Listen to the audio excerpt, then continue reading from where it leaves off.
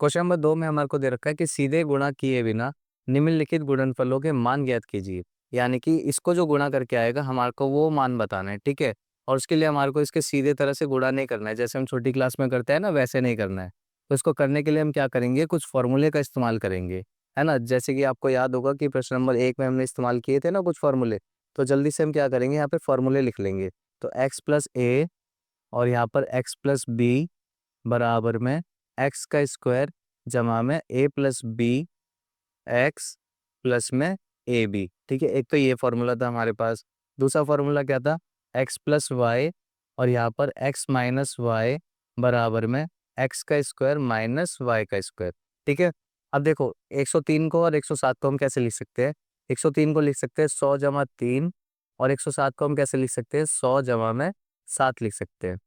अब देखो यहाँ पर ये और ये एक जैसे हैं और ये अलग अलग है। तो ये पूरा हमारा किसकी तरह लग रहा है, इस वाले फॉर्मूले की तरह लग रहा है ना। इसको हम x मान लेंगे और ये हमारा a हो जाएगा और ये हमारा b हो जाएगा। तो इसको सॉल्व करने के लिए हम क्या करेंगे, अब इसके अंदर इसकी वैल्यू को डाल के सॉल्व कर देंगे। तो सबसे पहले एक्स स्क्वायर को सॉल्व करेंगे यहाँ पे। तो एक्स की जगह यहाँ पर आएगा 100 उसका स्क्वायर जमा का साइन, a की जगह यहाँ पर 3 आ जाएगा, फिर से जमा का साइन और b की जगह 7 होगा यहाँ पे। अब क्योंकि दोनों के पीछे कोई साइन है तो गुणा का साइन है और x की जगह यहाँ पे हम 100 लिखेंगे, फिर से जमा का साइन और a गुणा b है तो a की जगह 3 और b की जगह यहाँ पे 7 लिखेंगे। अब 100 का स्क्वायर जब हम करते हैं तो ये हमारे को मिलता है 10,000 जमा का साइन। 7 और 3 को जब हम जमा करेंगे तो 10 मिलेगा और 10 को जब 100 से गुणा करेंगे तो हमारे को यहाँ पे 1,000 मिलेगा, फिर से जमा का साइन और 3 और 7 को जब गुणा करेंगे तो 21 हो जाएगा। और इन तीनों को जमा करके यानी कि 10,000 1,000 और 21 इन तीनों को जब हम जमा करेंगे तो हमारे को मिलेगा 11,021, ठीक है बच्चों। सेकंड पार्ट में देखिए फिर इसको हम कैसे लिख सकते हैं, 95 और 96 को। 95 को हम लिख सकते हैं 90 जमा में 5 और 96 को कैसे लिख सकते हैं 90 जमा में 6। अब इस पे हम क्या इसको x मान लेंगे क्योंकि एक जैसे है और ये दोनों अलग है तो इसको a मान लेंगे और इसको हम b मान लेंगे। तो ये पूरा किसकी तरह लग रहा है, ये भी हमारा पहले फॉर्मूले की तरह लग रहा है। तो इसकी वैल्यू डालते हैं जल्दी से। एक्स स्क्वायर करेंगे सबसे पहले और x की जगह आ जाएगा 90 उसका स्क्वायर जमा का साइन, a की जगह 5 जमा में b की जगह यहाँ पे 6 आ जाएगा।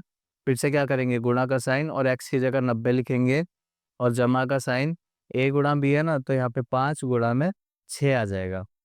अब यहाँ पे 90 का स्क्वायर करेंगे तो हमारे को मिलता है 8,100, फिर जमा का साइन 6 और 5 को जब जमा करेंगे तो 11 गुणा में 90 और जमा ये हो जाएगा 30।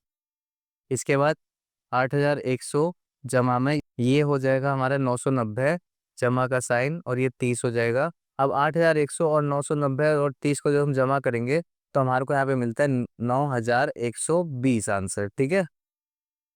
अब जल्दी से तीसरे और आखिरी पार्ट को करते हैं हम।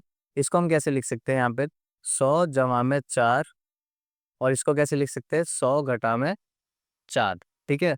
तो ये किस फॉर्मूले की तरह हो रहा है हमारे, x जमा में y और x घटा में y बराबर में x का स्क्वायर माइनस y का स्क्वायर, है ना। ये पूरा इसी तरह से है। तो हम क्या करेंगे क्योंकि ये देखो ऐसे लिखा हुआ है तो इसकी वैल्यू हम इसमें डाल के सॉल्व करेंगे। तो x की जगह हमारे को मिलता है यहाँ पे 100 उसका स्क्वायर माइनस का साइन, y की जगह आ जाएगा यहाँ पे 4 और उसका स्क्वायर कर देंगे। 100 का स्क्वायर करेंगे तो हमारे को मिलेगा 10,000 घटा का साइन, 4 का स्क्वायर हो जाएगा यहाँ पे 16।